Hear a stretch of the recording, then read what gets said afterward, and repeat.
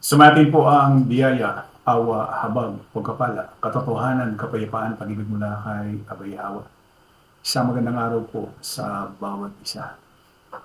Ang ating pong paksa sa sandali pong ito ay hinggil po doon sa isang pastor na nangaral, hinggil po doon sa pag-iikapon. Dito, pakinggan ninyo at panoorin ninyo.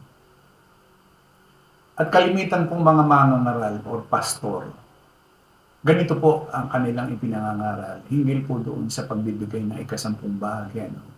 Tingnan ninyo kung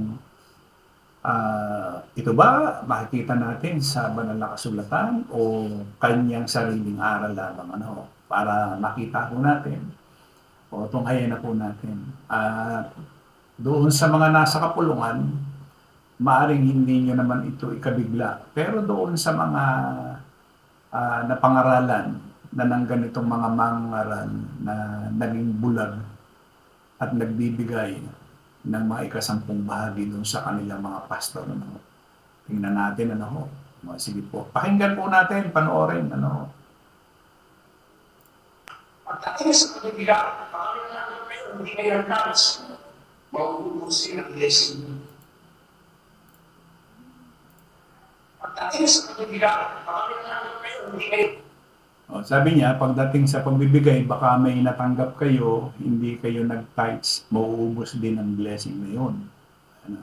Nagkakas, mauubusin ang blessing. Sino sa inyo ang nagbenta ng bahay at hindi nagkakas? Sino sa inyo ang nagbenta ng bahay at hindi nag-tithes? Nasa panganib kayo. Nakita niyo yung pananakot. Ano? Nasa pangalan kayo. Sino sa inyo ang nagtrabaho at may sinaro? May tinanggap dahil sa inyong magtrabaho. Nagtatas na kayo o nagbigay? Hindi kailangan ng Diyos ang bigay. Ang kailangan ng Diyos, talas. Sinong may sabi noon? Sabi niya, hindi kailangan ng Diyos ang bigay. Ang kailangan ng Diyos, tithes. Ibig sabihin, no, pagkasalitang bigay, edi kung magkano lang yung ibigay mo. Sabi niya, hindi daw kailangan ng Diyos yun. Ang kailangan daw ang bigay ng Diyos, yung ikasampung bahagi ng iyong kinita. Ano mo? Ayan. Tuloy pa natin. Pag hindi nyo ginawa pagbagay, yung mga Nakita niyo ba yung intimidation or pananakot ni Pastor? Ano ho? Sabi niya, pag hindi niyo ginawa ang bagay na yan, you are in danger. Believe me, sabi niya. believe. Hindi mo gumawa ng the devil will destroy your family. Pero mo yung devil, yun daw yung sisira ng inyong pamilya. No? Tapos, The devil will destroy your relationship to your son, to your daughter. hindi alam nito kung ano yung aral ng devil. Bulag siya pagdating doon sa aral o doktrina ng Diablo. No? The devil will give you sickness. Biro mo, yun daw Diablo, yun daw yung magbibigay ng sakit. Sa kasulatan, iba. Ang nagbibigay ng karamdaman, ang nagbibigay ng sakit, siya may hawa. 15:26 ng Exodo. Ano pa? The devil will try to kill you. Biro mo, yung Diablo, yun daw yung papatay. Hindi, ang pumapatay, siya may hawa. Pagdating sa pagbibilang, So, yun. Nakita natin ngayon kung ano sinasabi ni Pastor. No? Isa lamang siya. Isa lamang siya doon sa mga nangangaral ng hinggil po dyan sa pag-iikasampung bahagi. No?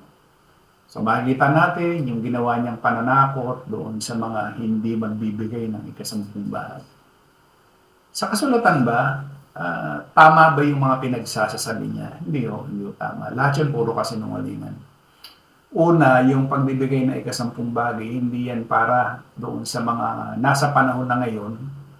Miski nga ho nung unang siglo ho wala hong ikapong pera. Miski ho nung unang siglo. Ang sinasabi doon sa Mateo 23, nagbibigay kayo ng ikapo ng yerba buena, anis at kumino. Doon sa mga iskriba at saka sa mga pariseo. Hindi niya sinasabi nagbibigay kayo ng kasampung bagay ng pera. Ibig sabihin yung mga gugulayin. So, doon pa lamang, mali na.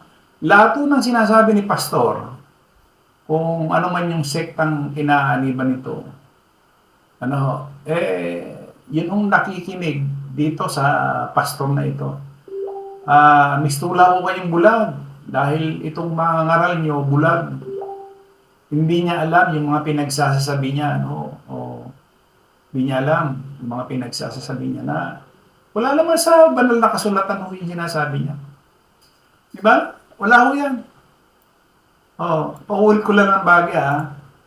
Ang isang kaibigan, pakilala ko kayo, hindi kayo nag-dance. Mauubusin ang blessing. Biro mo yun. Pagka hindi kayo o tumanggap kayo nang hindi kayo nag-pass, mauubos din ang blessing na yun. Di ba? Yung ikasampung bahagi, hindi yan para kay pastor. Yung ikasampung bahagi dun sa lumang tipan, para yan dun sa mga libita. Oo. At saka yan, bungang ani. Hindi ho yan pera. Bungang ani na yan ay pinakapagkain ng mga nangangasiwa doon sa tabernakulo. No? So, hindi yan para sa ating mga hintil. Hindi naman tayo mga Israelita. Lahat po ng mga narito ngayon, maging sa Pilipinas, hindi ho kayo mga Israelita.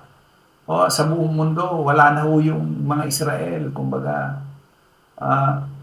ang natira ngayon, puro mga hintil na. So, hindi na kayo sakop ng batas na yon. Una, wala na yung templo. Matagal na nagiba yun, 70 AD pa, nagiba na yung templo na yun. So, sino mga ngasiwang mga Levitika, mga Libita? Diba? Wala na. So, lahat na sinasabi ni Pastor, lahat ng yan ay pawang kasinungalingan. Hindi ayon sa banal na kasulatan.